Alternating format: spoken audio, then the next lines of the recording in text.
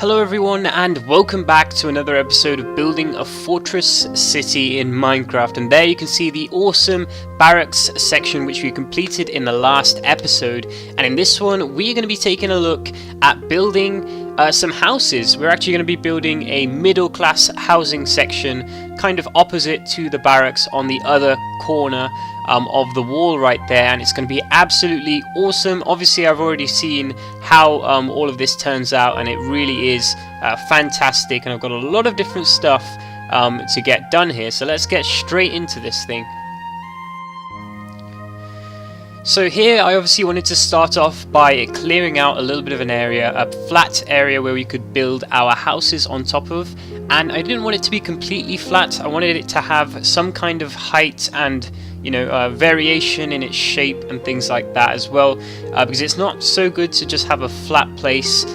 So I did later on extend that out a little bit and work with the terrain that we've already got going there. As you can see, just building in some slightly higher bits right there, and trying to spread out this place in a weird kind of shape. I think there's going to be a lot of weird shapes in this city because it's so compact. I mean, it looks pretty big, but actually we've got very limited space to work with in the way that I've actually planned out the walls. And so here you can see, obviously I'm using the white wall blocks again to plan out some kind of weird and wacky shapes for these houses, to try and fit them together, and also have some little sections of grass and some nice natural sections as well, which always break up the stone and all of the hard kind of grey things that we have going on everywhere else.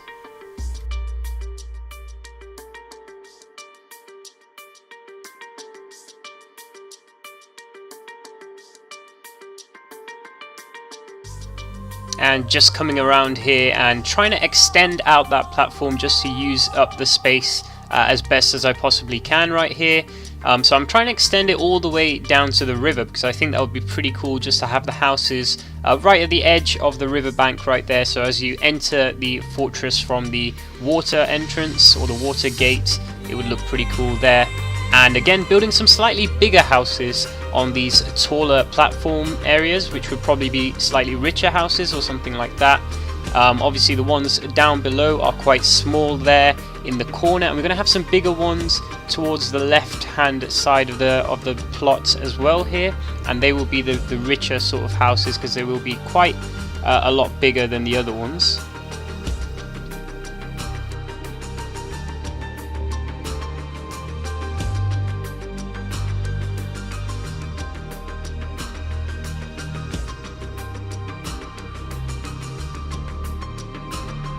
And as you can see, those bigger houses right on the now it's on the right hand side over there near the wall. That is going to be a pretty cool looking plot over there.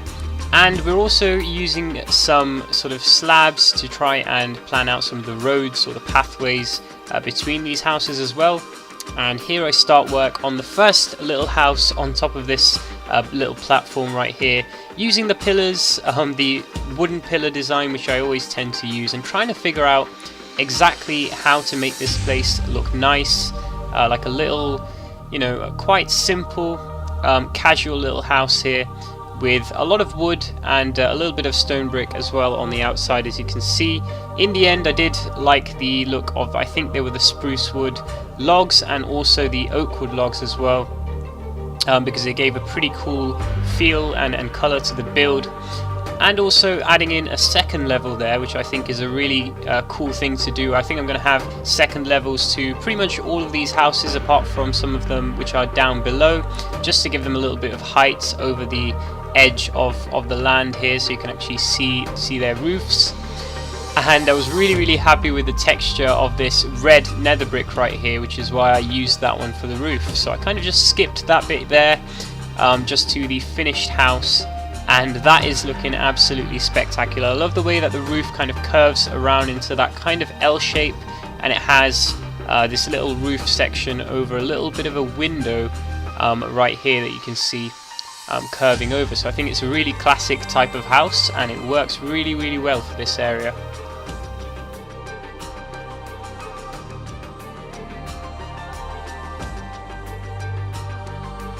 Now at this point I pretty much figured that the best thing to go in and do was to add these pillars to all of the different houses that I'd planned out here, just to have a kind of a framework for how I was going to build this area, and to give me an idea of how much space I actually had both vertically and in the horizontal direction as well, because some of these houses were quite close together and they were packed quite close, so it's going to be quite hard to actually add in lots of detail and decoration as well to these things. And it kind of looks like a kind of a building site here, just having all of these pillars just up there.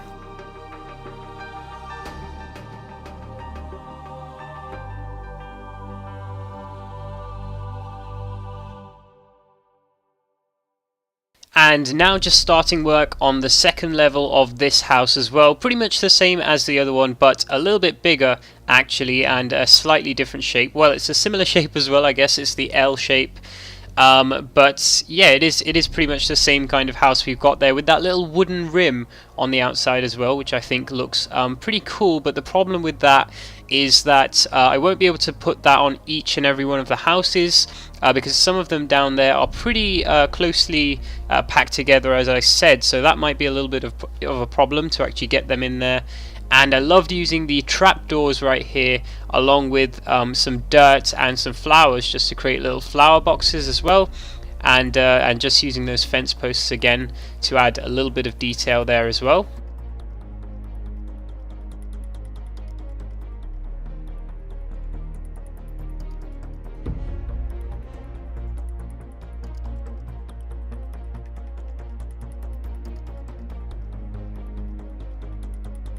Here I've just extended out that platform just a little bit, so we have a kind of a pathway that we can use to walk around the whole of the neighborhood over here, and especially so we can reach these richer houses over here. So this one is clearly quite a lot bigger than the rest of the ones that we've already built, and it's bigger than pretty much anything else that we're going to have in this area. So it's going to be a rich man's house right here. We've got a nice bit of grass outside as well, so you can plant some trees there or something like that, and we've got lots and lots of space to work with.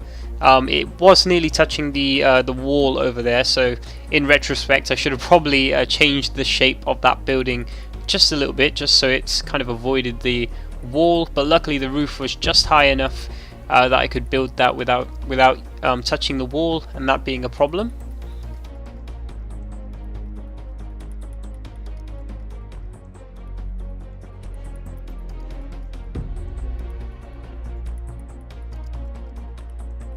So moving on to another fairly large house over here, you can see that I'm actually doing all of the interiors as well of the builds, so you might not have actually seen that so far, but you can see that I'm adding in the birchwood flooring and stuff like that, and I will go and flesh that out later on, and I might actually show you that towards the end of the episode as well. And this roof was definitely getting very, very close to the edge of the wall, but I kind of just worked alongside it and worked with it, and it kind of seemed to work out in the end.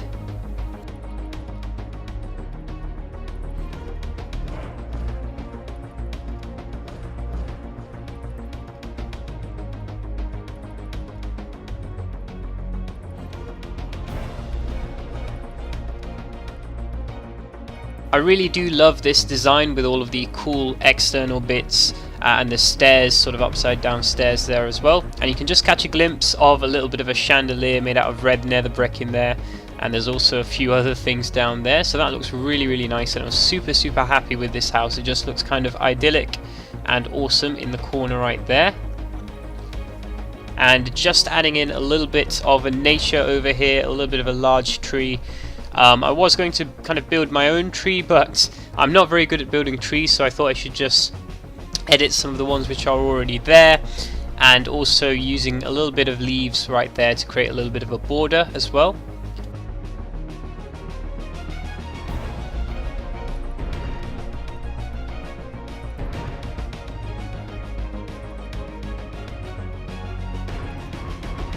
Now I really wanted to make a cool kind of barrier or edge to this little neighborhood here, so I wanted it to be kind of safe and nice.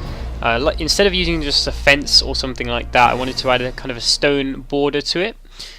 And the design that you can see right there, it's way too complicated, and I realized that eventually, so I was just experimenting around with the different materials I could use, and I settled on using those chiseled stone bricks and also the cobblestone walls as well, because they kind of work together well.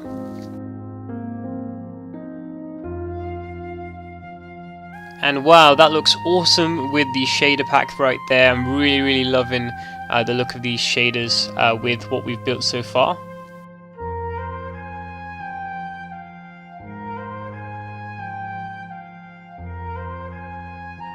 And here, just to give you a sense of a kind of an aerial viewpoint of what we built so far. So we've built about 4 houses. And what I actually wanted to go and do before I started building anything else was just to plan out the fortress itself. So I wanted to start laying down some white wall blocks, and the reason was that I realized I was building all of this stuff without actually planning anything, and that was probably not such a good idea, because I needed to know which bits were going to be high platforms, which bits were going to be low and down on the ground sort of thing. And that is a really good thing to do if you actually go around using these white wall blocks and trying to plan out exactly where you want things to be. And I'm not going to lie, in the end, the sort of areas that I came up with weren't finalized. They're all possibly going to change in the future because some of them are too small, some of them are too big. But it at least gives me an idea of the different projects that I could actually work on, and it gets me thinking about those kind of things. And yeah, it is a really effective way of just knowing where to exactly put stuff inside of this whole area that we have.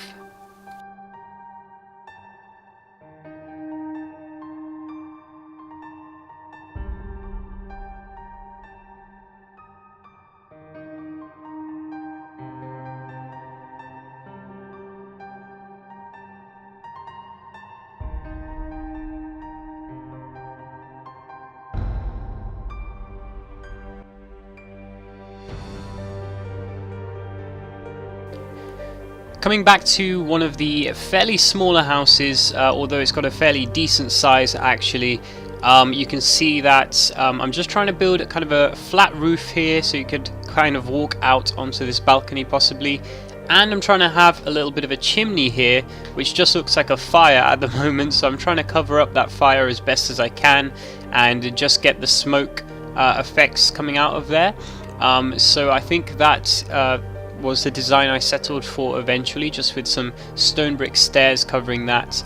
And eventually those fence posts that you see there, those fences on top of that roof, I kind of get rid of those as well, I'm pretty sure, because that just doesn't look too good, I think.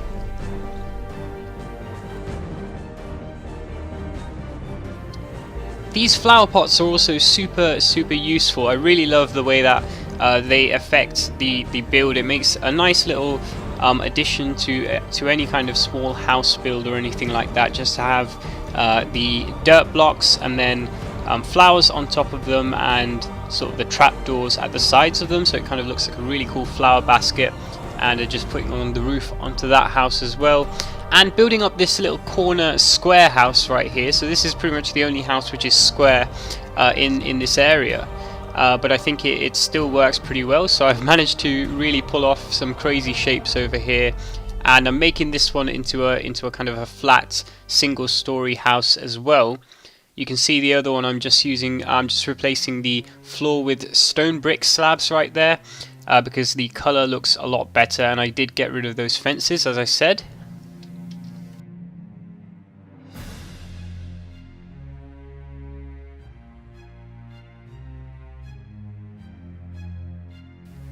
And putting together these two sections will make a super big, sort of a long house, I guess you could say, in this big rectangle shape right here. So I guess this could be another rich house, and I'm just adding on a second layer to that one right there.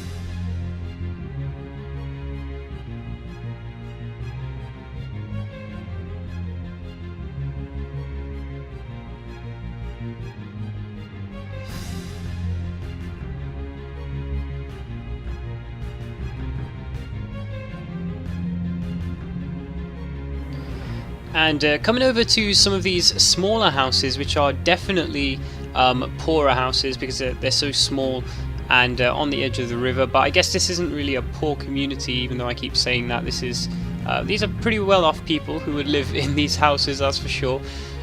So I'm just creating these and probably adding in 2 sections or 2 floors to these as well, just because they're right at the edge, and I've got just enough space here to fit in 2 levels, but I don't think I have too much space to do the decoration on the outside.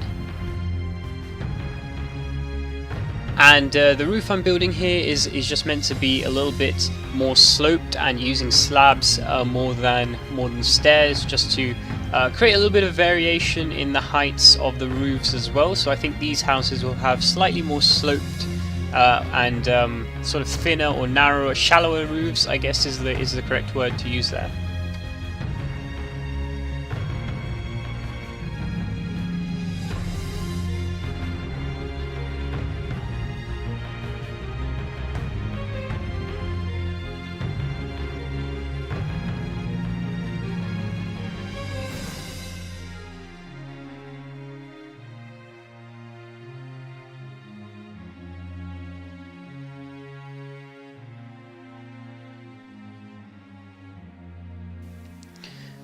Although I couldn't actually add in the wooden rim around the whole of the build on this house right here, I could still manage to actually add in a little wooden section on the on some of the sides, which kind of adds a little bit of variation and makes it a little bit different from the rest of the houses as well. So I'm kind of going with the flow when it comes to all of these different shapes and things like that.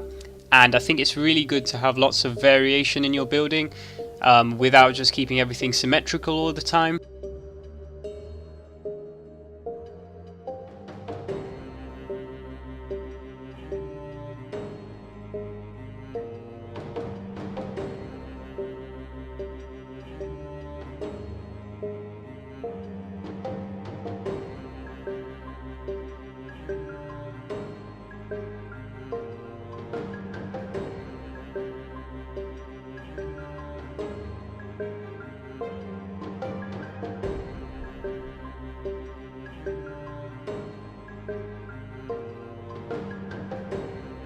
And here I wanted to go with another kind of different roof, another unique roof here, which is kind of a pointed one, just for the house at the edge of the river. I thought that would look really cool. I don't know why, but this is the first thing that I thought of when building the roof for this house, and it really did turn out pretty cool in the end.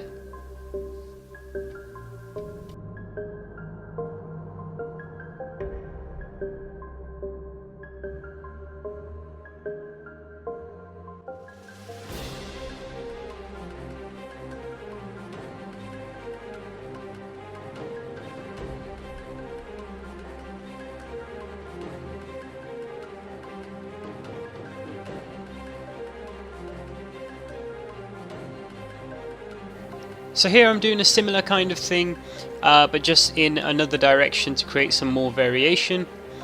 And I'm just using some nether brick stairs and some nether brick slabs on the outside of that roof as well, to thicken it out a little bit and give it some kind of structure. And here just a quick cool view through the water gate of these houses on the riverbank, exactly pretty much as I'd imagined them. And you may notice I have changed up the roofs a little bit as well and added in a little bit more variation with the window section right there on the house on the left.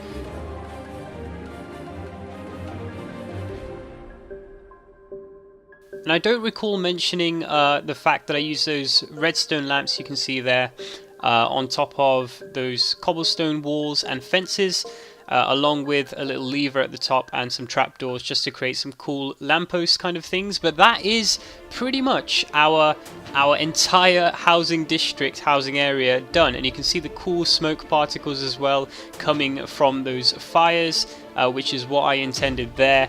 And here, as we just sweep through this little area, you can see this place looks absolutely awesome indeed. I really love it. I really enjoyed putting in little features like this water fountain that you just saw there, and the little bushes and little trees as well.